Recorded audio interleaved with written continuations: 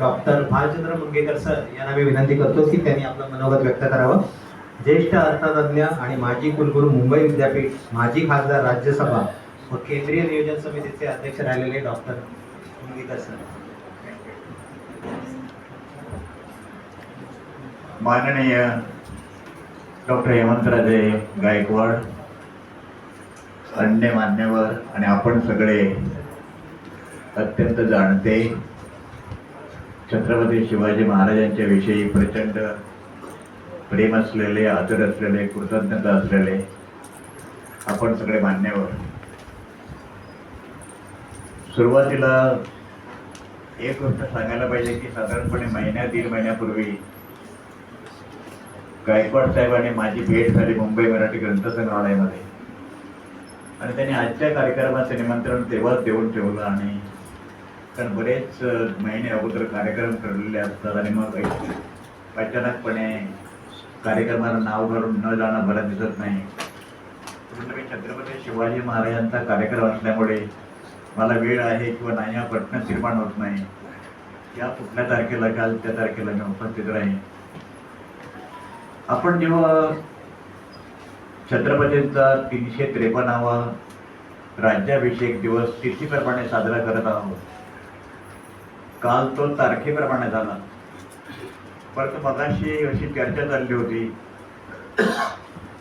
छत्रपती शिवाजी महाराजांच्या सगळ्या पत्रांवर तिथी लिहिलेली असायची, तारखेबरोबर तिथी असायची, किंवा ज्यांना तारखेप्रमाणे करायचं आहे त्याने, ज्यांना तिथीप्रमाणे करायचं आहे त्याने आपापसामध्ये भांडण करण्याचं काही कारण नाही. तुम्हाला वाटतं आम्ही तिथीप्रमाणे करतो, तुम्हाला वाटतं आम्ही तारखेप्रमाणे करतो.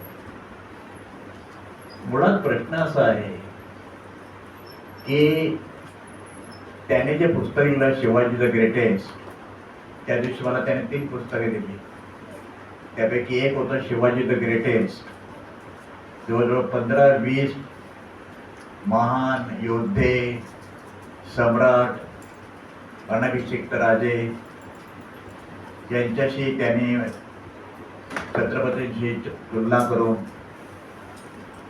त्या सर्वांच्या पेक्षा सुद्धा छत्रपती किती मोठे होते. साधारणपणे असं लिहितात शिवाजी महाराज द ग्रेट. त्यांच्या पुस्तकाचं नाव असं आहे पहिल्यांदाच, मी Sikandar the great, Napoleon the great, तसं शिवाजी द ग्रेट. म्हणजे इतर जे ग्रेट सगळे आहेत त्यांच्यापैकी छत्रपती शिवाजी महाराज एकच नाही. Chhatrapati Shivaji Maharaj the greatest.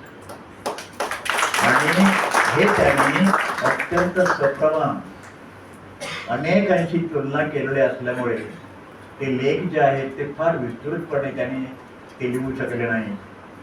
कारण जवळजवळ 15 ते 20 लोकांशी त्यांनी तुलना केलेली आहे आणि त्याच्यातून त्यांचा जागतिक पातळीवरचा डॉक्टर गायकवाडांचा जो अभ्यास जो आहे तो अभ्यास पाहिल्यानंतर थक्क व्हायला होतं.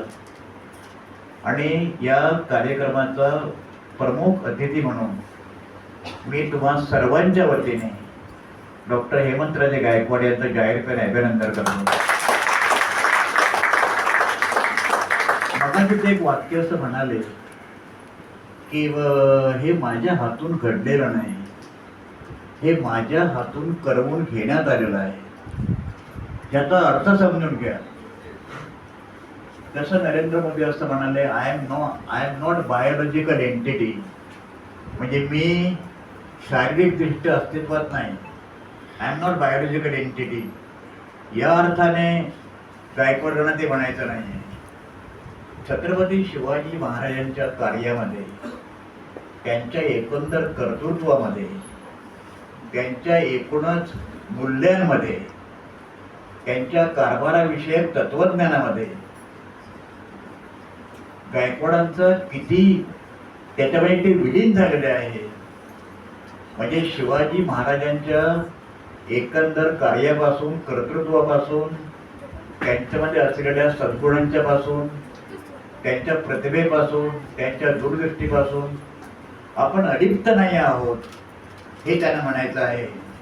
आणि मला असं वाटतं की आपल्याकडे शिवाजी महाराजांच्या नावावर मोठे होणारे खूप मोठे लोक आहेत राजकीय पक्ष आहे, तथाकथित विचारवंत आहे, त्या सगळ्यांच्या मध्ये आणि डॉक्टर हेमंतराजे गायकवाड यांच्यामध्ये एक महत्त्वाचा फरक असा आहे, जसं मगाशी तुळशीदास भोईटे म्हणाले तसं त्यांना छत्रपती शिवाजी महाराजांच्या बाबतीतलं खरं सत्य गवसलेलं आहे. ही अत्यंत महत्त्वाची गोष्ट आहे आणि म्हणून त्यांनी मोडी भाषा आता चालत नाही, आपल्याला कल्पना आहे. 7, 8, 9, 10 लोकांचं जे मोडीमध्ये तज्ज्ञ आहेत त्या सगळ्यांना एकत्र जमा करून त्यांचं मगाशी सांगितलं की त्यांच्या अक्षरांची लांबी, रुंदी, उंची, जाडी हे सगळं लक्षात घेऊन एकंदर पुस्तक ते 405 पानाचे आहे. त्यापैकी 250 पानं मी उलटून पाहिली. म्हणजे मला आश्चर्य असं वाटतं की प्रिंटिंग प्रेसमध्ये सुद्धा कधी कधी असा घोटाळा होऊ शकतो, पण या 10-12 लोकांचं हस्ताक्षर इतकं सारखं आहे की मला ती केलेली एक नैसर्गिक देणगी त्याने मिळालेली आहे असं मला वाटतं.